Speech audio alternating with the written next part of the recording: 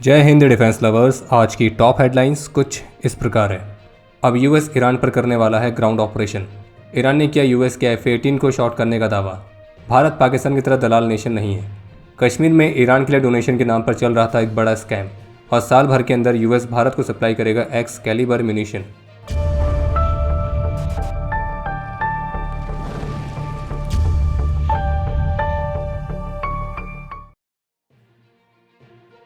Iran द्वारा US के piece proposal को रिजेक्ट करने के बाद इस बात की फिलहाल अभी कोई संभावना नहीं दिख रही है कि यूएस और ईरान के बीच कोई नेगोशिएशन चल रहा है। और अब इसी बीच यूएस की प्रेस सेक्रेटरी की तरफ से स्पष्ट रूप से कहा गया है कि जो अमेरिकन राष्ट्रपति हैं वो हमेशा शांति को प्राथमिकता देते हैं, लेकिन अगर ईरान इसको स्वीकार करने में असफल रहता है तो फिर अमेरिका इस बात को सुनिश्चित करेगा कि वो ईरान पर पहले से भी कहीं ज़्यादा हार्ड एक्शन ले। और यूएस के प्रेस सेक्रेटरी का कहना है कि जो प्रेसिडेंट ट्रंप हैं वो ब्लफ नहीं कर रहे हैं, बल्कि वो एक हेल को अनलीश करने की तैयारी कर रहे हैं। और यूएस मीडिया रिपोर्ट्स के मुताबिक जो अमेरिका है वो ईरान के खर्ग आइलैंड को अपने कंट्रोल में लेने के लिए अब एक लिमिटेड ग्राउंड ऑपरेशन को लॉन्च करने की तैयारी कर रहा है, संभावित रूप से स्पेशल फोर्सेस एलिमेंट्स के साथ।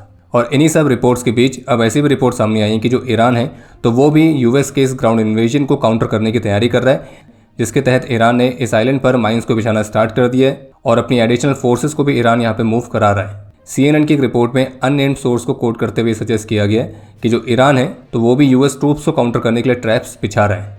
और जो खर्ग आइलैंड है वो ईरान के लिए बेहद ही ज़्यादा महत्वपूर्ण इसलिए है क्योंकि उनका 90% तक का क्रूड एक्सपोर्ट इसी के थ्रू हैंडल होता है। और यूएस मीडिया रिपोर्ट के मुताबिक जो ट्रम्प एडमिनिस्ट्रेशन है तो वो अपने ट्रूप्स की मदद से इस आइलैंड को सीज करके और स्ट्रेट ऑफ हॉर्मोज को ओपन करने के लिए निगोशिएट करना चाह रहा है। और जबकि इसी पॉसिबल ग्राउंड ऑपरेशंस वाली रिपोर्ट के बीच ईरान की जो IRGC है तो उन्होंने अमेरिकन लोगों को ही एड्रेस करते हुए डायरेक्ट अपील करी है और वार्निंग भी दी है कि यूएस और इजराइल के लीडर्स के धोखे में आकर अपने बच्चों को नरक में मत भेजो, क्योंकि जो हमलावर सैनिक होंगे वो ईरान की लाखों की आबादी में डूबकर गायब हो जाएंगे। और अपने बयान में IRGC ने यह भी कहा है कि युद्ध की सच्चाई आपको अमेरिकी पेट्रोल पंपों पर, ईरान की सड़कों पर और तेल अवीव और हाइफा के आसमान में देखनी चाहिए। और जबकि इसी बीच इसराइल की तरफ से क्लेम किया गया है कि उन्होंने ईरान की IRGC की जो नेवल फोर्सेस हैं उसके प्रमुख अली रेजा तंगसीरी को एलिमिनेट कर दिया है। और ईरानियन IRGC की नेवल फोर्सेस के वो ऑफिसर हैं जो कि स्ट्रेट ऑफ हॉर्मोज को ब्लॉक करने वाले ईरान के ऑपरेशन को देख रहे थे। लेकिन फिलहाल अभी जिस समय हम वीडियो रिकॉर्ड कर रहे हैं तो इस दावे पर ईरान की तरफ से कोई कंफर्मेशन देखने को नहीं मिला है। और वहीं दूसरी तरफ ईरान की मीडिया प्रेस टीवी की तरफ से दावा किया गया कि ईरान की IRGC ने कल अमेरिका के एक F-18 फाइटर जेट को भी सफलतापूर्वक शॉट डाउन किया था। और वहीं यूएस की सेंट्रल कमांड ने इस दावे को खारिज किया है और ये कहा है कि अमेरिका का कोई भी फाइटर एयरक्राफ्ट ईरान द्वारा शॉट डाउन नहीं किया गया है। हालांकि ईरान की IRGC की तरफ से इससे संबंधित एक वीडियो भी शेयर की गई थी। तो जैसे कि कल ईरान की तरफ से दावा किया गया था कि उनकी मिलिट्री ने अमेरिका के USS Abraham Lincoln aircraft carrier की तरफ क्रूज मिसाइल्स फायर करी हैं और उनके फायरिंग की वजह से अमेरिका के एयरक्राफ्ट कैरियर को अपनी पोजीशन चेंज करने के लिए मजबूर होना पड़ा था।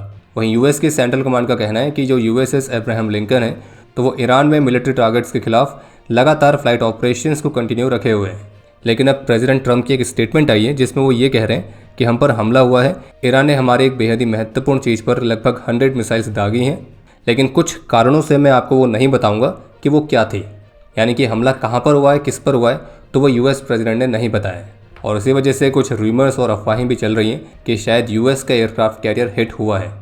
लेकिन आपको स्पष्ट कर दें कि केवल अफवाहें हैं, इसका फिलहाल अभी तक ऐसा कोई भी ठोस एविडेंस देखने को नहीं मिला है। और जबकि इस पूरे कॉन्फ्लिक्ट में 28 फरवरी से लेकर 25 मार्च तक जो अमेरिका है वो अपना एक F-35, एक US-60 Black Hawk helicopter, 3 F-15, करीब 12 MQ-9 रीपर UCAVs और लगभग 6 फ्यूल टैंकर्स का नुकसान उठा चुका है। और इन सबको मिलाकर लगभग $1 बिलियन तक की यूएस मिलिट्री ने अपने एयरक्राफ्ट अभी तक खोए हैं। बाकी अमेरिकन प्रेसिडेंट ने तो ये भी क्लेम किया है कि ईरान के जो लोग हैं वो उनको ईरान का सुप्रीम लीडर बनाना चाहते हैं, लेकिन प्रेसिडेंट ट्रंप के मुताबिक वो इस पोजीशन को लेने में कोई इंटरेस्टेड नहीं है। और जबकि ईरानियन पार्लियामेंट स्पीकर गलीबफ का ये कहना है कि ऐसी इंटेलिजेंस है कि ईरान के जो दुश्मन हैं वो कुछ रीजनल कंट्रीज़ के सपोर्ट के साथ हमारे किसी एक आइलैंड को ऑक्यूपाई करने की तैयारी कर रहे हैं, लेकिन हमारे सभी दुश्मनों की मूवमेंट्स हमारे सर्विलियंस में हैं और अगर वे कोई कदम उठाते हैं तो उस देश के महत्वपूर्ण बुनियादी ढांचे को असीमित रूप से यानी कि अनलिमिटेड तरीके से और लगातार हमलों का सामना करना पड़ेगा। और जबकि ईरानियन मिलिट्री का कहना है कि इस मिडिल ईस्ट वाली रीजन में यूएस के सभी बेसिस को डिस्ट्रॉय कर दिया गया है और अब उन्हें उनके कमांडर्स और सोल्जर्स की तलाश है, क्योंकि ईरान की मिलिट्री के मुताबिक जो अमेरिकन कमांडर्स और ट्रूप्स हैं वो बेस को छोड़ के भाग गए हैं। बाकी जब से इस वॉर की शुरुआत हुई है यानी कि 28 फरवरी से, तो तब से लेकर अभी तक इस पूरे कॉन्फ्लिक्ट में लगभग 7 भारतीयों की जान भी जा चुकी है।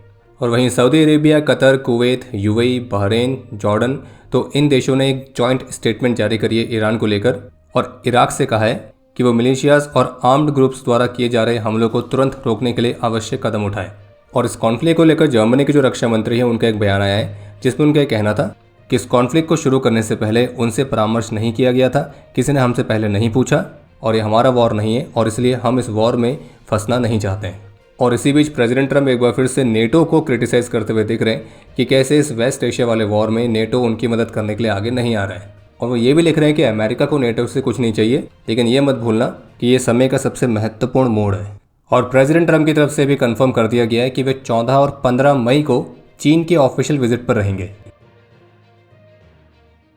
वेस्ट एशिया की उभरती हुई सिचुएशन पर बात करने के लिए जो ऑल पार्टी मीटिंग कंडक्ट की गई थी, तो इस मीटिंग से संबंधित कुछ खास और इंटरेस्टिंग रिपोर्ट्स सामने आई हैं। जैसे कि इस मीटिंग के दौरान कुछ ऐसे प्रश्न भी उठे थे कि किस तरह से जो पाकिस्तान है वो इस कॉन्फ्लिक्ट में एक मीडिएटर का रोल प्ले कर रहा है।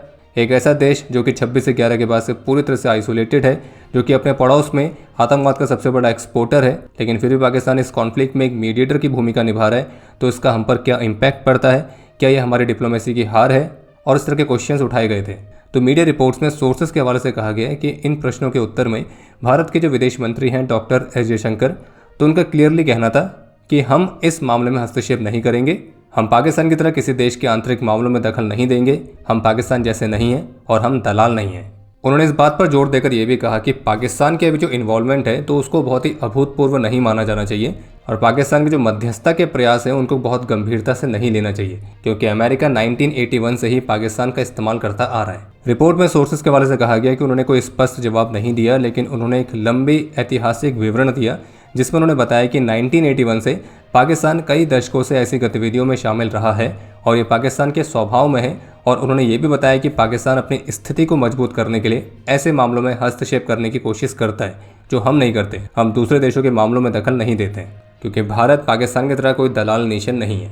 बाकी ये भी बताया गया कि किस तरह से भारतीय प्रधानमंत्री ने अपने यूएस काउंटर पार्ट को कहा है कि भारत चाहता है कि इस वॉर को जल्द से जल्द समाप्त किया जाए क्योंकि ये ग्लोबल स्टेबिलिटी और इकोनॉमिक्स को प्रभावित कर रहा है। इसके अलावा कुछ ऐसी रिपोर्ट्स से कि आज गुरुवार की सुबह काउंटर इंटेलिजेंस कश्मीर ने पाकिस्तान बेस्ड सुअरों के संगठन लश्कर से लिंक रखने वाले टेरर मॉड्यूल से संबंधित मामलों में घाटी की मल्टीपल लोकेशंस पर रेड्स कंडक्ट करी थी और इस रेड के माध्यम से लश्कर के जो और मेंबर्स हैं तो उनको आइडेंटिफाई करने की प्रोसेस चल रही है और उनके पूरे ऑपरेशन को अनकवर करने की तैयारी है। और कुछ ऐसे मटेरियल्स को भी सीज किया गया है जो कि दिखाते हैं कि कैसे लोकल ऑपरेटिव्स और फॉरेन हैंडलर्स के बीच लिंक्स इस्टेब्लिश किए गए हैं। इसके अलावा ऐसी भी रिपोर्ट्स हैं कि कश्मीर में इंटेलिजेंस एजेंसीज ने ईरान के लिए डोनेशन के नाम पर चलाए जा रहे एक बड़े स्केल के रैकेट को भी बस्ट किया है और इस मामले की शुरुआत हुई थी 14 मार्च से, जब ईरान की एम्बेसी ने सहायता के लिए एक अपील जारी करी थी और फिर जो बिचौलिए थे उन्होंने ईरान की इस अपील का फ़ायदा उठाया और घाटी भर के नागरिकों से नकदी, सोना और अन्य कीमती सामान इकट्ठा करना शुरू कर दिया। और न्यूज़ 18 की रिपोर्ट के मुताबिक इंटेलिजेंस एजेंसीज के साथ साथ जो स्टेट इन्वेस्टिगेशन एजेंसीज हैं तो उन्होंने भी इस ऑपरेशन को फाइनेंशियली और सिक्योरिटी वाइज दोनों ही तरह से महत्वपूर्ण बताया और अनुमान है कि अनऑथोराइज चैनल्स के माध्यम से लगभग ₹17.91 करोड़ मोबिलाइज किए गए और जो हाईएस्ट कलेक्शन है वो बुदगाम से देखने को मिला है ₹9.5 करोड़ का। फिर उसके बाद बारामूला से 4 करोड़ और श्रीनगर से 2 करोड़।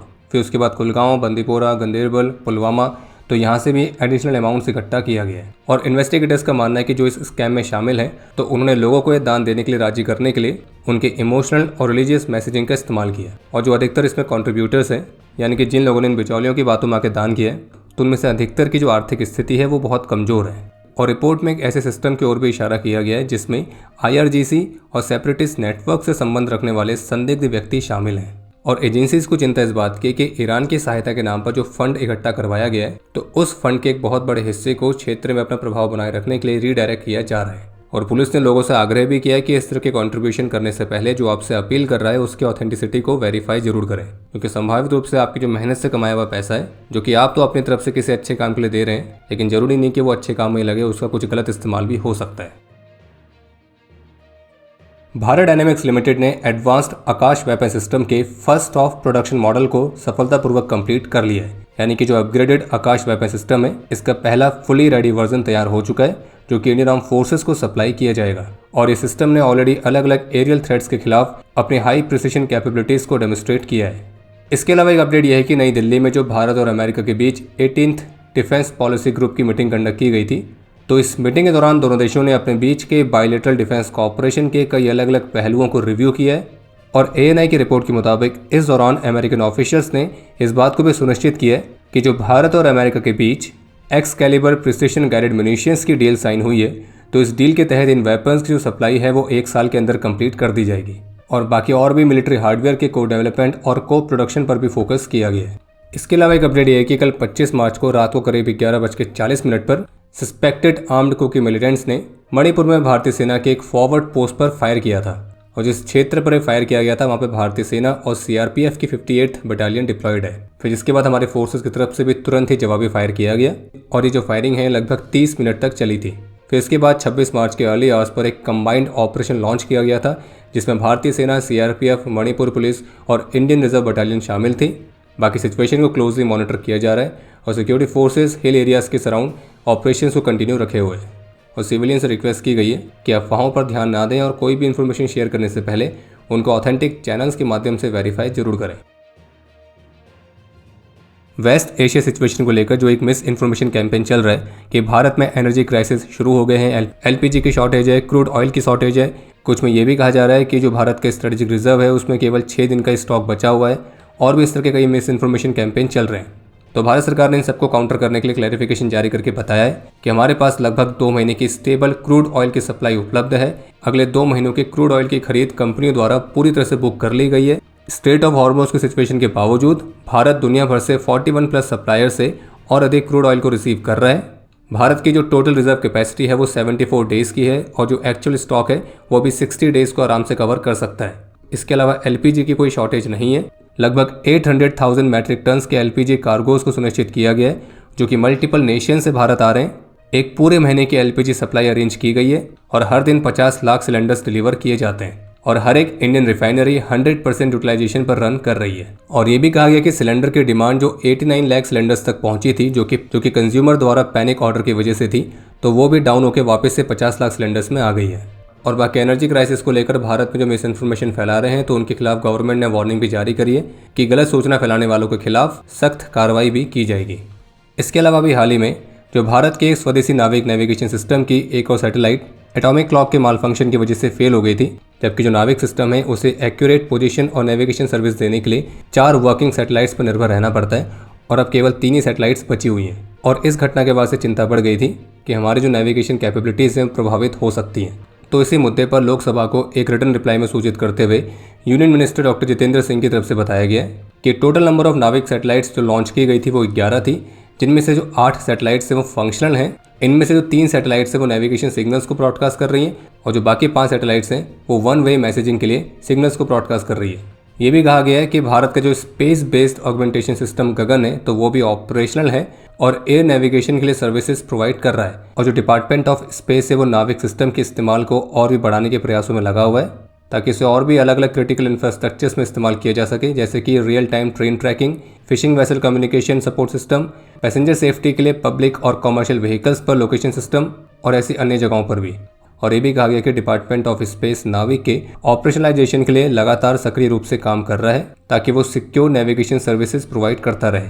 पर जैसे कि बताया गया कि नेविगेशन सिग्नल्स को ब्रॉडकास्ट करने के लिए अभी केवल 3 ही सैटेलाइट्स हैं, तो इससे चिंताएं बढ़ जाती है कि ये 3 सैटेलाइट्स भी नेविगेशन सिग्नल्स दे रही हैं, लेकिन उनकी जो एक्यूरेसी है वो किस हद तक प्रभावित हो रही है, तो वो एक बड़ा प्रश्न है। चलिए बाकी अब समय है आज के इतिहास का।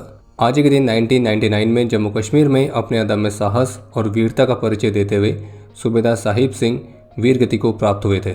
आज के दिन 2004 में 8 असम राइफल्स के राइफलमैन सुदर्शन सिंह और राइफलमैन RB दहल ने अपना सर्वोच्च बलिदान दिया था। आज के दिन 1997 में BSF के कांस्टेबल मनोज कुमार सिंह और 1991 में BSF के कांस्टेबल तरुण कुमार भट्टाचार्य जी ने अपना सर्वोच्च बलिदान दिया था। आज के दिन 1980 में मणिपुर में CRPF के लांस नायक नरेंद्र प्रसाद तिवारी, 2012 में छत्तीसगढ़ में CRPF के कांस्टेबल के कुमारन, 2006 में कांस्टेबल प्रेमजीत P और 2001 में जम्मू कश्मीर में हेड कांस्टेबल अब्दुल कायम, कांस्टेबल फूलपति, कांस्टेबल गुलाम हैदर और कांस्टेबल वजीर सिंह ने अपना सर्वोच्च बलिदान दिया था। और आपके लिए आज का प्रश्न है कि भारतीय वायुसेना का पहला एयरक्राफ्ट कौन सा है जिसके पास न्यूक्लियर डिलीवरी कैपेबिलिटी आई थी। और अब समय है आज के टॉप 3 कमेंट्स का, जो ये रहे आपकी स्क्रीन पर।